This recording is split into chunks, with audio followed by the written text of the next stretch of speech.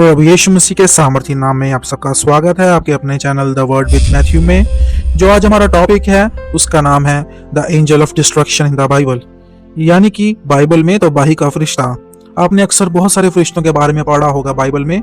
जिस फरिश्ते के बारे में आज मैं बताने जा रहा हूँ वो तब आता था जब परमेश्वर को क्रोध आता था, यानी परमेश्वर जब किसी चीज को तबाह करना चाहता था तब यह फरिश्ता आता था। पहला इतिहास 21 बाब में, यानी कि फर्स्ट क्रॉनिकल्स चैप्टर 21 हम इस कहानी को पढ़ेंगे। ये जो कहानी है राजा दाऊद की है। आपने अक्सर सुना होगा कि राजा दाऊद से भी पाप हुआ था, लेकिन ये ऐसा पाप है जो बहुत कम लोगों को पता है। मैं आपको बताना चाहता हूँ राजा दाऊद से एक पाप और हुआ था।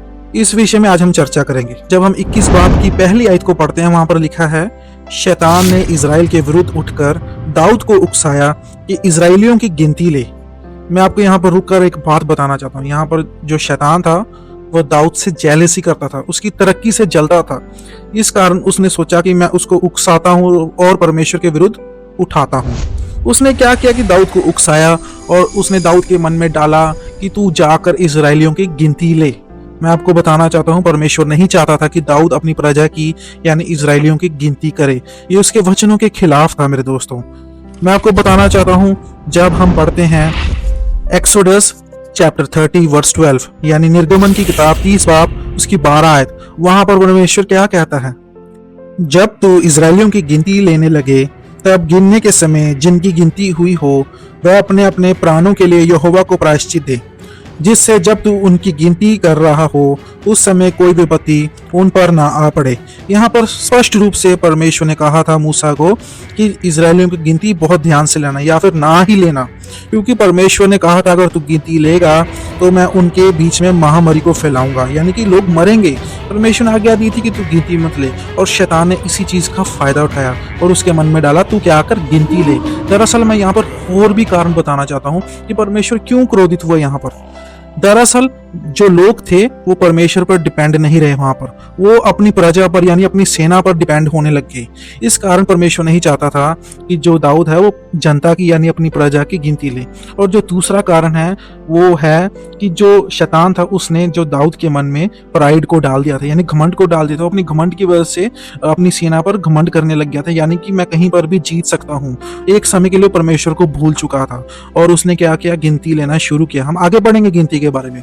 और जो एक कारण और था, यानी कि परमेश्वर था, उसने क्या किया कि जो उसके जो लोग थे वो परमेश्वर ने कहा था कि मैं अपनी प्रजा को बढ़ाऊंगा, यानी तारों के समान यानी मिट्टी के समान मैं उनको बढ़ाऊंगा। लेकिन यहाँ पर जो दाऊद था उसने गिनती कर कर बता दिया कि हम लिमिटेड हैं। उसने अपने आप को फिक्स कर लिया। इस कारण परमेश्वर क्या हुआ, क्रोधित हो गया मेरे दोस्तों। हुआ राजा दाऊद ने क्या किया, अपने कमांडर को यानी अपने सेनापति योआब को उसको कहा जाकर तू जाके गिनती ले, तू प्रजा को गिन, हमारी कितनी प्रजा है, जाकर हर एक कोने में जा, हर एक गांव में जा, हर एक शहर में जा और गिनती कर। और इस पर क्या हुआ, जो योआब था उसने गिनती करना शुरू किया और ये बात परमेश्वर को बुरी लगी। जब हम पहला इतिहास 21 बाब उसकी 7 आयत को पढ़ते हैं, यहाँ पर यूं लिखा है, यह बात परमेश्वर को बुरी लगी इसलिए उसने इजराइल को मारा। कैसे मारा, उसने अपने दर्शी, जो उसका दर्शी था, दाऊद का दर्शी था गाद, उसका नाम क्या था, गाद। उसने उसको बोला कि जाकर दाऊद से कह दे कि मैं तेरे से क्रोधित हूं, तूने क्या किया है, महापाप किया है। तो परमेश्वर ने जो दाऊद था उसको 3 ऑप्शन दिए। परमेश्वर ने कहा इनमें से कुछ भी चुन ले और मैं क्या करूंगा, तबाही को लेकर आऊंगा। वो ऑप्शन क्या थे, आइए हम पढ़ें। पहला इतिहास 21 बाब उसकी 12 आयत में क्या लिखा है। जो पहला ऑप्शन था वो था या तो 3 वर्ष का अकाल पड़े, यानी 3 साल के लिए क्या हो जाए, अकाल पड़ जाए। जो दूसरा ऑप्शन था वो था या 3 महीने तक तेरे विरोधी तुझे नष्ट करते रहें, यानी कि जो तेरे दुश्मन है 3 महीने तक तुझे भगा भगा कर मारे या तेरी सेना को मारे या तेरे विरुद्ध जंग को छेड़ दे। और जो थर्ड ऑप्शन था वो था या 3 दिन तक यहोवा की तलवार चले, यानी परमेश्वर ने उसे कहा कि मैं अपनी तलवार को चलाऊंगा 3 दिन के लिए। पहला ऑप्शन था कि तेरे पे क्या हो, 3 वर्ष तक अकाल पड़े। दूसरा ऑप्शन था 3 महीने तक तेरे विरोधी तेरा पीछा करें या तुझे नष्ट करें। जो तीसरा ऑप्शन था 3 दिन तक यहोवा की तलवार चले। तो राजा दाऊद यहाँ पर विपत्ति में पड़ गया। उसने कहा मैं बड़े संकट में पड़ गया हूँ। उसने क्या सोचा, उसने ये सोचा, पहला इतिहास 21 बाब उसकी 13 आयत को जब हम पढ़ते हैं, दाऊद ने गाद से कहा मैं बड़े संकट में पड़ा हूँ, मैं यहोवा के हाथ में पड़ूं, क्योंकि उसकी दया बहुत बड़ी है, परंतु मनुष्य के हाथ में मुझे पड़ना ना पड़े। दाऊद ने क्या किया, तीसरे ऑप्शन को चुना, यानी कि उसने कहा कि 3 दिन तक यहोवा की तलवार चले। उसने ये ऑप्शन चुना। क्या सोचकर चुना? उसे पता था कि यहोवा दयालु परमेश्वर है, उसकी करुणा क्या है, सदा की है। वो हो सकता है वो दया करके बीच में रुक जाए या हमें छोड़ दे। तो दाऊद ने ये ऑप्शन चुना कि मैं यहोवा के हाथ में पड़ना चाहता हूँ। यहाँ पर जो दाऊद था वो भी कहीं ना कहीं पश्चाताप कर रहा था अपने मन में। उसने सोचा शायद परमेश्वर मेरा दिल देखकर वो रुक जाए। अगर हम 14 आयत को पढ़े, वहां पर लिखा है, तब यहोवा ने इजराइल में मरी फैलाई और इजराइल में 70,000 पुरुष मर मिटे। अब यहाँ पर हम एक चीज को देखते हैं, यहोवा ने पहले क्या किया, प्लेग को छोड़ा, यानी मरी को छोड़ा, और लोग मरी के कारण क्या हो गए, मर गए। कितने लोग मरे? 70,000 पुरुष, यानी 70,000 मैन। यहाँ पर बच्चों और औरतों की बात नहीं हो सकता है वो भी मरे हों। फिर आगे हम क्या पढ़ते हैं 15वीं आयत में, फिर परमेश्वर ने एक दूत यरूशलेम को भी उसका नाश करने को भेजा। यानी कि हम देखते हैं पहले मरी फैली, उसके बाद परमेश्वर अभी भी नहीं रुका और परमेश्वर ने क्या किया, एंजल ऑफ डिस्ट्रक्शन को भेजा, यानी उस दूत को भेजा जो नाश करने को निकलता है। किसका नाश करने को भेजा परमेश्वर ने? यरूशलेम का, जो कैपिटल थी वहां पर, जहां पर राजा दाऊद बैठता था, जो सिटी ऑफ जायन थी, वहां पर जो राजा दाऊद की गद्दी थी और वहां पर मोस्टली ज्यादा प्रजा रहती थी। वहीं पे सब कुछ होता था, यानी ट्रेड भी वहीं से होता था, हर एक डिसीजन वहां से लिए जाते थे। इस कारण परमेश्वर उस जगह को तबाह करना चाहता था और उसने क्या किया, अपने एंजल ऑफ डिस्ट्रक्शन यानी तबाही के फरिश्ते को भेजा। मैं आपको बताना चाहता हूँ एंजल ऑफ डिस्ट्रक्शन का क्या मतलब है। अगर हम हिब्रू भाषा में पढ़ें, वहां पर लिखा है माशीत, यानी कि डिस्ट्रॉयर। जो ये एंजल था ये डिस्ट्रक्शन के लिए आता था, ये माशीत था, यानी ये डिस्ट्रॉयर था। और ये जब एंजल ऑफ डिस्ट्रक्शन अगर हम आगे बढ़े, वहां पर लिखा है, वह नाश करने ही पर था कि यहोवा दुख देने से खेदित हुआ। अभी उसने अपनी जिस तलवार को निकाला था, जो एंजल ऑफ डिस्ट्रक्शन था, उसने क्या किया, अपनी तलवार को निकाला और यरूशलेम की तरफ बढ़ा और परमेश्वर ने उसे रोक दिया। परमेश्वर वहां पर दुखी हुआ, परमेश्वर के मन में तरस आ गया, क्योंकि मैं आपको बताना चाहता हूँ हमारा परमेश्वर दयालु है। परमेश्वर ने क्या कहा, 15वीं आयत में परमेश्वर ने कहा, उस दूत को बस कर अपना हाथ खींच ले। उस समय यहोवा का दूत यबूसी और नौन के खिलाने के पास खड़ा था और उसने अपना क्या किया, हाथ खींच लिया। वो एक आदमी था, उसका नाम था ओरनोन, और जो उसका जो फ्लोर था यानी कि उसका आंगन था, उसके ऊपर वो दूत आकर खड़ा हो गया और अभी भी उसने अपनी तलवार को निकाला हुआ था और वो वहां पर आकर खड़ा हो गया। उसने तबाही को रोक दिया। फिर क्या हुआ, जो दाऊद था उसने अपने महल से खड़ा होकर देखा और उसने देखा कि एक परमेश्वर का दूत तलवार निकाले हुए और नौन के आंगन में खड़ा हुआ है और उसने झुककर प्रणाम किया उसको।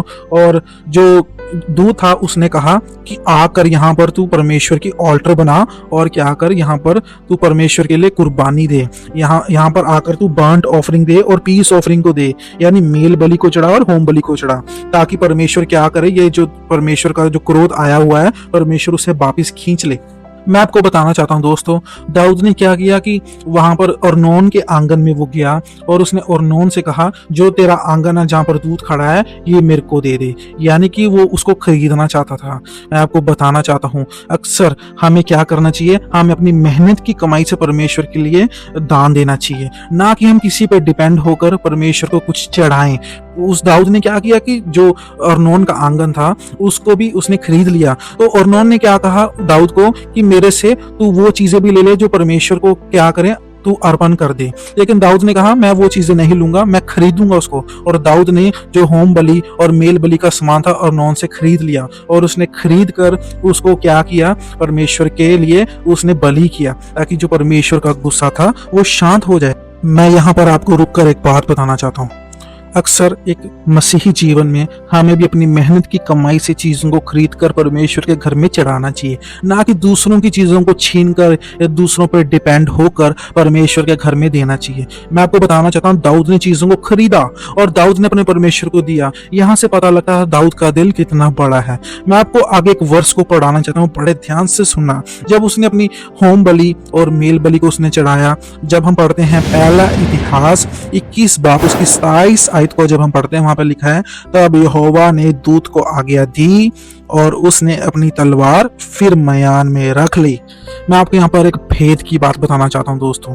जब यहोवा को दया आई, जब यहोवा ने दया की, तब यहोवा ने उस फरिश्ते को वहां पर रुकने के लिए कहा और जो वो फरिश्ता था वहां पर रुक गया। लेकिन यहाँ पर भेद की बात यह है, उसकी तलवार अभी भी बाहर थी। परमेश्वर ने उस फरिश्ते को वापिस नहीं बुलाया, उसकी तलवार अभी भी वहीं पर थी।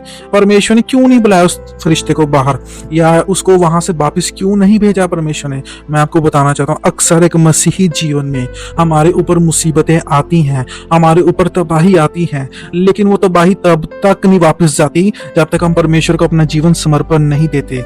यानी कि मेरे ऊपर फॉर एग्जांपल एक तबाही आई और मैंने क्या किया, परमेश्वर की दुहाई देना शुरू किया। मैं आपको बताना चाहता हूँ, थोड़े समय के लिए वो तबाही रुक जाएगी, वो वापस नहीं जाएगी, वो वहीं पर रहेगी वो। और जब तक मैं अपने जीवन को ना बदलूं, उस चीज से ना सुधरूं, वो तबाही वापस नहीं जाएगी। जिस प्रकार वो एंजल ऑफ डिस्ट्रक्शन वहीं पर खड़ा रहा जब तक राजा दाऊद ने उस होम बलि और मेल बलि को नहीं चढ़ाया और अपने आप को नहीं सुधारा, तब तक उसने अपनी जो तलवार थी म्यान में नहीं रखी, वो वहीं पे खड़ा रहा। इसी प्रकार हमारी मुसीबतें वापस नहीं जाती जब तक हम अपने जीवन को सुधारते नहीं हैं। लेकिन अगर हम फिर भी गलती करते हैं, जो वो मुसीबत है वो दुगने रूप से हमारे ऊपर आती है और हमारे ऊपर ज्यादा मुसीबतें आ जाती हैं। मैं आपको एक और बात बताना चाहता हूं दोस्तों। जब हम पहला इतिहास 21 बाब उसकी 30 आयत को पढ़ते हैं, वहां पर यूं लिखा है, परंतु दाऊद परमेश्वर के पास उसके सामने ना जा सका क्योंकि वह यहोवा के दूत की तलवार से डर गया था। देखो, मैं आपको बताना चाहता हूँ, उस एंजल का खौफ इतना ज्यादा था, वो एंजल शायद इतना डरावना हो या उसकी तलवार इतनी ज्यादा डरावनी हो कि राजा दाऊद परमेश्वर के सामने ना जा सका, वो तलवार देखकर ही डर गया। अक्सर एक मसीही जीवन में हम मुसीबतों को देखकर डर जाते हैं, हमारी आंखें उस तलवार की ओर लग जाती है, यानी मुसीबतों की ओर लग जाती है। यानी कि हमारी आंखें गलत जगह लगी हुई हैं। हमारी आंखों को कहां होना चाहिए? प्रभु यीशु की ओर होना चाहिए, यानी कि परमेश्वर की ओर लगा होना चाहिए। अगर हम तलवार को देखेंगे हम डरेंगे, लेकिन अगर हम प्रभु को देखेंगे हम उस तलवार को डराएंगे मेरे दोस्त। लेकिन अब क्या मेरे दोस्तों, अब ये एंजल ऑफ डिस्ट्रक्शन नहीं आएगा। क्यों नहीं आएगा? क्योंकि जो प्रभु यीशु मसीह है उसने हमारे लिए मार सही, वो हमारे लिए मारा गया, गाड़ा गया, तीसरे दिन मुर्दों में से जी उठा।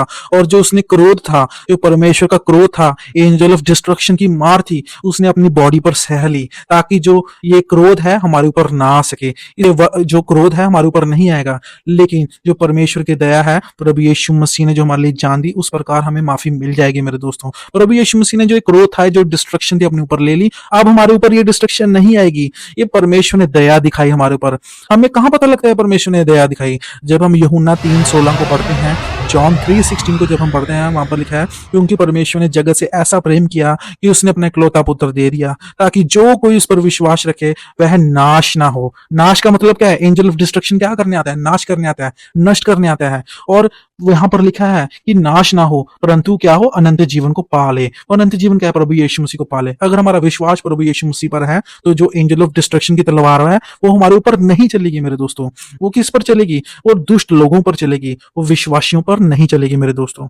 मैं आपको रुककर एक बात और बताना चाहता हूं मेरे दोस्तों। जो प्रभु यीशु मसीह था, जब वो गतसमनी बाग में पकड़वाया उसका जाना था, तो उसने क्या कहा था अपने चेलों से? जब हम पढ़ते हैं मत्ती की अंजील 26 बाब उसकी 53 आयत को जब हम पढ़ते हैं, वहां पर लिखा है, प्रभु यीशु मसीह ने कहा, क्या तू नहीं जानता कि मैं अपने पिता से विनती कर सकता हूं और वह स्वर्गदूतों की 12 पलटन से अधिक मेरे पास अभी उपस्थित कर देगा।